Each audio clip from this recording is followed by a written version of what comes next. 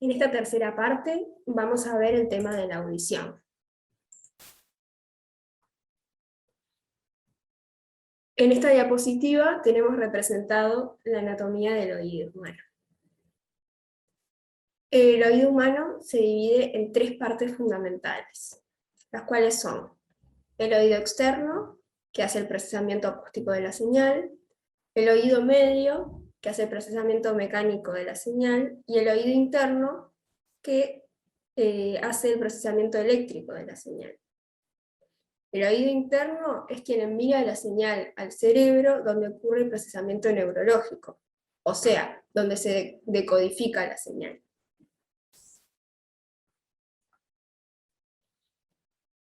El oído externo está formado por el pabellón, la oreja y el canal auditivo. La oreja lo que hace es focaliza el sonido hacia el canal auditivo y ayuda a la localización direccional del sonido. El canal auditivo protege el tímpano y enfatiza frecuencias fundamentales para la inteligibilidad de la palabra.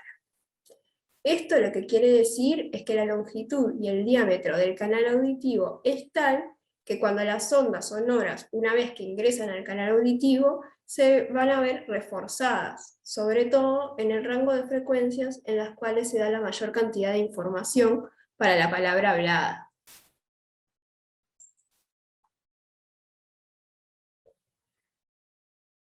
Luego tenemos el oído medio, como habíamos dicho, el cual está formado por el tímpano, la caja timpánica, la cadena osicular y las trompas de Eustaquio.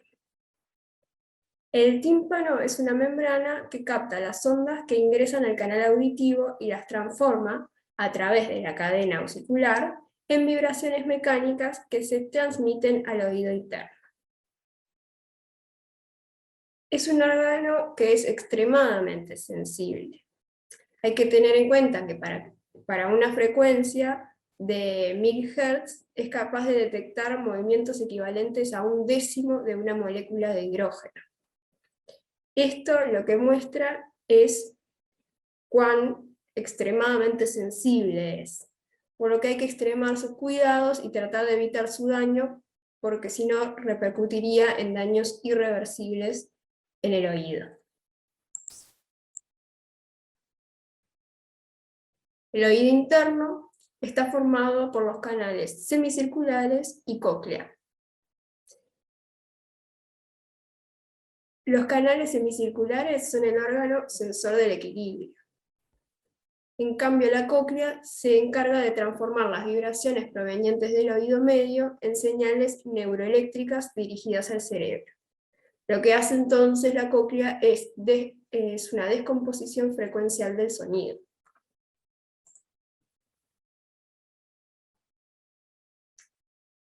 Ahora lo que vamos a ver es el rango audible. ¿Qué es el rango audible? Es la capacidad que tiene el ser humano de escuchar en función de la frecuencia. Estadísticamente el rango va de 20 a 20.000 Hz. Si, por ejemplo, nos hacemos una audiometría personal, los valores van a ingresar dentro de este rango, pero no van a ser exactos, ¿no? De 20 a 20.000. Este rango de 20 a 20.000 es un rango que sale de un muestreo de base estadística sobre una población representativa. Los sonidos, como muestra aquí esta gráfica, los sonidos que están por debajo de los 20 Hz no son percibidos, o sea, no son audibles, y se denominan infrasonidos. Y los sonidos que están por arriba de los 20.000 Hz se denominan ultrasonidos y tampoco son audibles para el ser humano.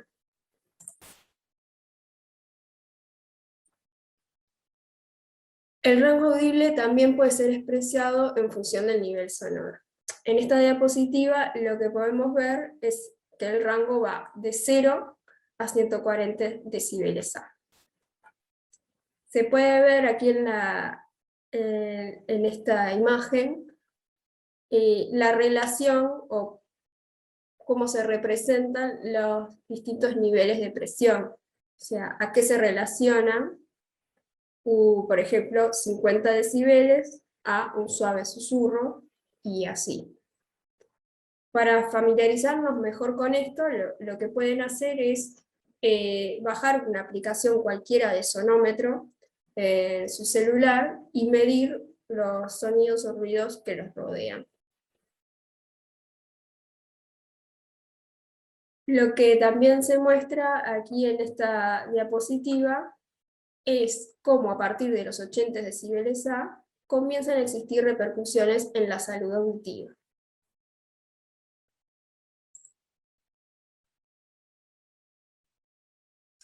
En esta diapositiva, que le llamamos ventana acústica, lo que se va a cruzar son ambos rangos audibles.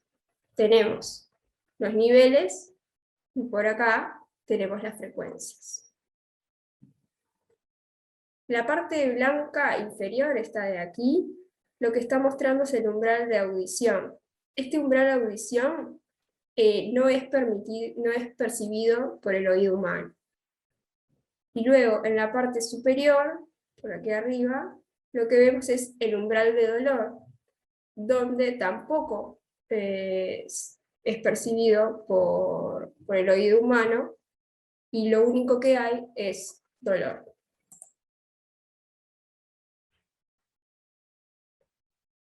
Dentro de los factores personales que hacen a la escucha, tenemos la sensación de altura. La sensación de altura es lo que nos permite distinguir los sonidos graves y los agudos. A mayor frecuencia, mayor altura y por lo tanto sonidos más agudos. Y viceversa, para los graves. Esto lo que se representa fácilmente es en el teclado de un piano. Cuando me voy más a la izquierda, tengo sonidos más graves, y cuando me voy más a la derecha, tengo sonidos más agudos. Después lo que tenemos es la sensación de sonoridad. Es lo que mal llamamos volumen cuando hablamos de un reproductor de música, por ejemplo. La amplitud de una onda sonora está relacionada con esta sensación de sonoridad. Pero lo que sucede es que la relación no es tan directa, ya que la sensibilidad del oído varía notablemente con la frecuencia. Por ejemplo, para una frecuencia de 1000 Hz y otra de 63 Hz con una misma amplitud, el oído va a percibir con mucho más intensidad la de 1000 Hz que la de 63. Lo que pasa es que nuestro oído es más sordo a las bajas frecuencias y por lo tanto es mucho más sensible al rango de frecuencia de 500 a 4000 Hz. Esto lo podemos ver en esta gráfica, que son las curvas isofónicas de Fletcher y Munson, donde a medida que nos desplazamos hacia la izquierda, vemos cómo el oído es más sordo. O sea, que necesitamos niveles mayores de sonido para que el sonido sea percibido. Esto es porque el oído lo que hace es favorecer la comunicación entre sus pares, o sea, que la mayor cantidad de información de la voz humana está entre esas frecuencias de 500 y 4000 Hz, entonces el oído es más sensible a ellas.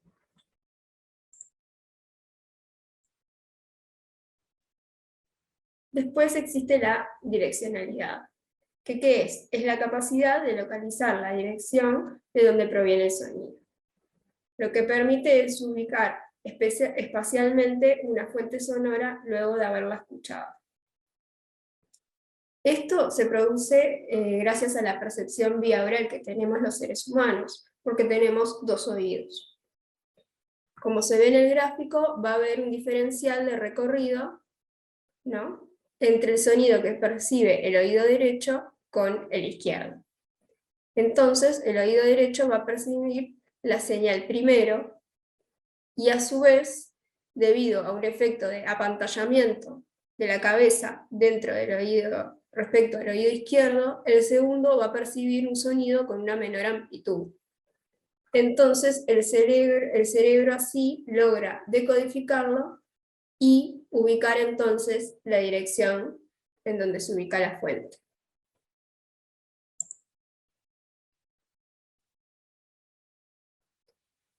Luego está el factor personal de la espacialidad. Este factor lo que nos permite es asociar un sonido con el ambiente en el cual éste se propaga. La espacialidad es un factor personal que está ampliamente desarrollado en la gente no vidente. Como dice la diapositiva, la espacialidad se basa en la familiaridad con la fuente sonora, o sea, que si ya conocemos la fuente sonora, o sea, si tenemos conocimiento previo de esta fuente, luego, al escucharla en distintos espacios, podemos tener información que nos describa cómo es este espacio. Entonces, como decíamos, la espacialidad tiene que ver con las características espaciales del lugar. Cuando el sonido se propaga y llega a los diferentes herramientas, se producen una serie de primeras reflexiones que al llegar al oído, este es capaz de decodificarlo, otorgando información sobre el espacio. Por ejemplo, vemos en la primera imagen una cámara anecoica, que es una cámara diseñada especialmente para tener nulas reflexiones. Y por otro lado, abajo tenemos una imagen de todo lo contrario, una piscina que es muy similar o se acerca a las propiedades de una cámara reverberante, donde ocurre lo contrario. O sea, tenemos muchísimas reflexiones.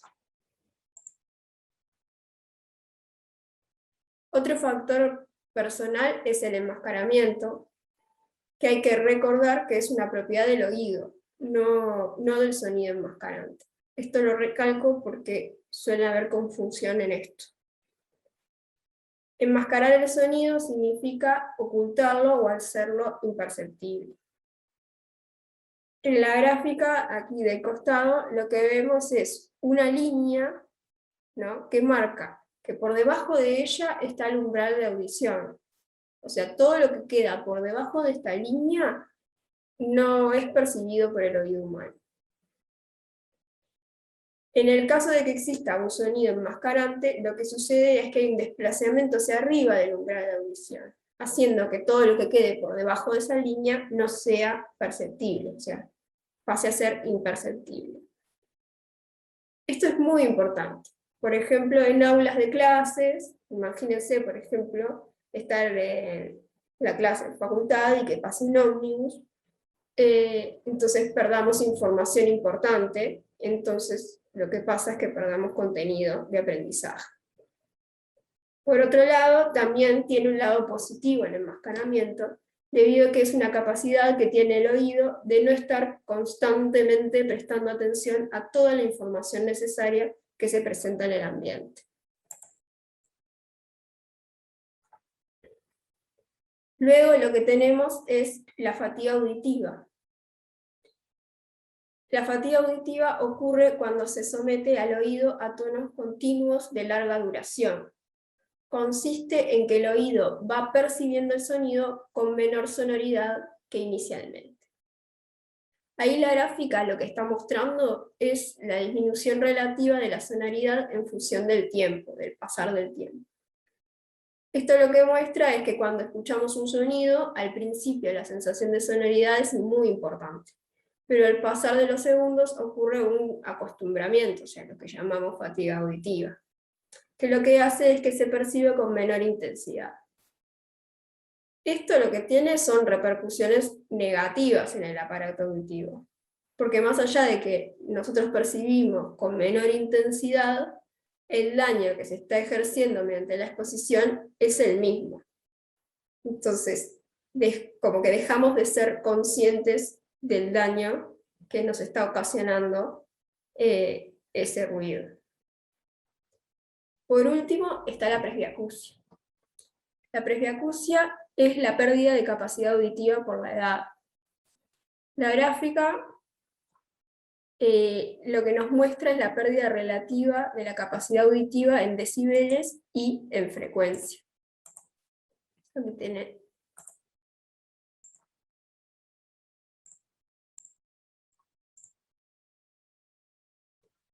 Por último, esta es la presbiacusia.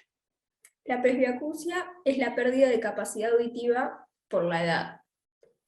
La gráfica lo que nos muestra es la pérdida relativa de la capacidad auditiva en decibeles y en frecuencia.